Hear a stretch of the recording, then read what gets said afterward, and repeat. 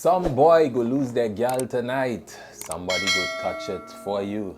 Somebody go touch it. Repeated. Dexter, Blaxx, Stewart was one of Trinidad and Tobago's most iconic soca artists whose artistry matured in his later years and he secured his place, I would say, as a mainstream voice in Caribbean music. But before we dive into this song, of course, I want to thank all the subscribers and supporters. The past few weeks, for those who are following the social media, hectic 3 productions, plus our next one. When that happens, where's the poetry kind of take a backseat. However, when I can, I will. Now, supporters have been reaching out, and this particular supporter reached out to me presenting this Blaxx song as she was using it as the base for her PhD pursuits. The way women are presented in calypso and soca music has been at the core of many discussions, and there are many opinions on it. Today, I want to examine this Blaxx contribution.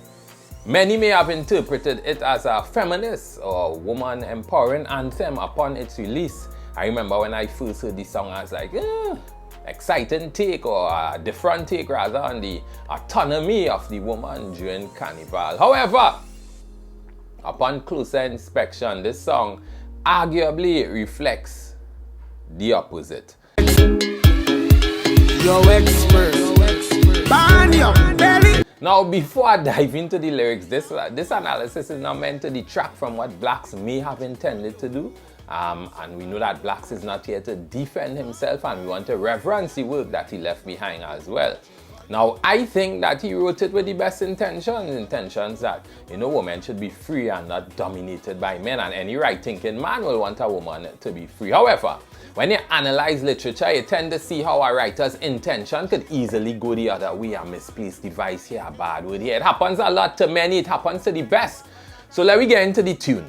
So my argument is that this song is more of a mental health message to men rather than an empowerment anthem for women, and maybe it can be both, and that's what the comment section is for. So I'll jump in the comments, let you beat it up. Now, my first point is that the women in the song are always positioned in relation to men. They either belong to the original man or the next man. So while the line, "No gyal don't want no owner," is often shouted with liberation by female masqueraders, and rightfully so, their freedom seems to be defined only by their sexual availability to other men, which historically has been a trait of male-dominated soca industry, for want of a better term. As a matter of fact, that is probably the perfect term. Now, according to the YouTube credits, this song was written by Jevaughn, Dexter, Stewart, and Jason James. Dexter, Stewart, of course, Blaxx. All of them men.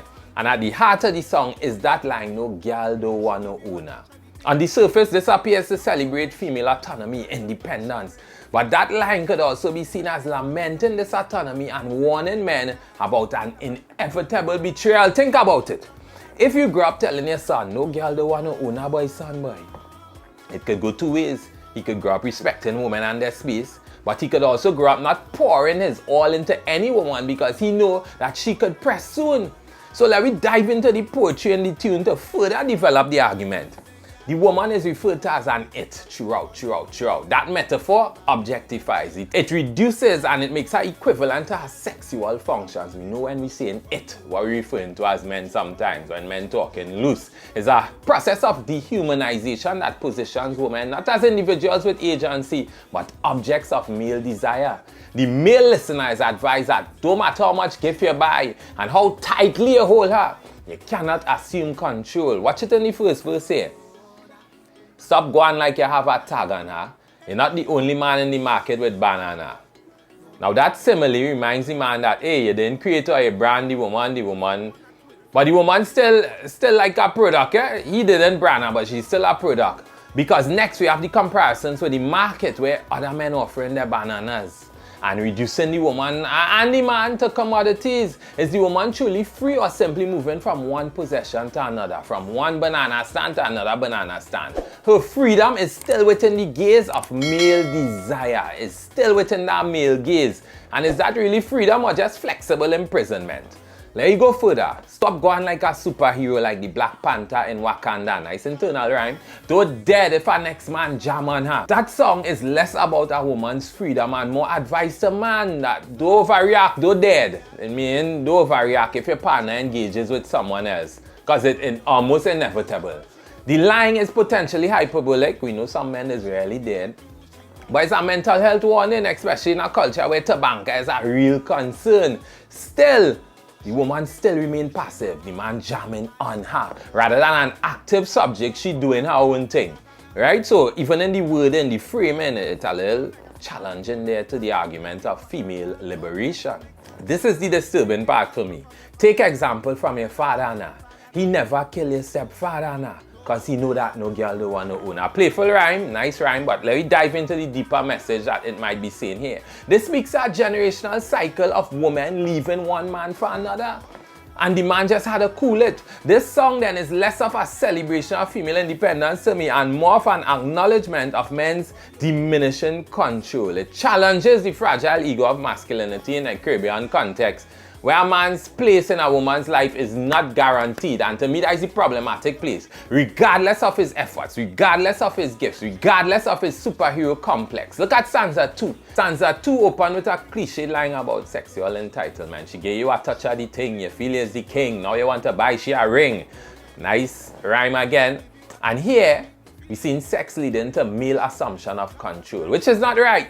But then, he challenging the institution of marriage. The ring, of course, has to neck the key for marriage, and that might mean securing the woman. But not even that could secure the woman. He might even be saying, even in marriage, you're loose and free. And while this could be the truth, I don't know how a woman will feel about that. Put it in the comments, woman. It's also a very modern day sense of the woman, and it kind of rejects traditional and biblical traits. And women, you all have to decide if that is a good thing or a bad thing, or if it could be both. Now, when another man intervenes, an emotional spiral begins for the first man. You want to flex like you're getting mad. Now another man creeping up in your yard and you're running like a dog. Right? The man, of course, compared to a dog with that simile. And that climax illustrates that when that man descends into jealousy, it's coming with a certain level of humiliation as well. He like the dog in here. The woman's agency, again, is not the focus. Instead, it's the man's response to losing control that taking center stage. So is it really woman empowering, or is it like, man, we had to watch out for them girls and them going anyway because they didn't want to own her. So oftentimes this is embraced as an anthem of female liberation. Diving into the lyrical content, you might say, hey, this probably more accurately reflects male anxieties about infidelity and the shifting gender dynamics of a woman being free. Rather than celebrating women's independence, the song might be warning men, you can't own no girl, even if you try. Because this song spurs such discussion and depth, I give it a 8 out of 10 on the poetry scale. There's the poetry in Blaxx. Somebody go touch it. No girl don't want no owner.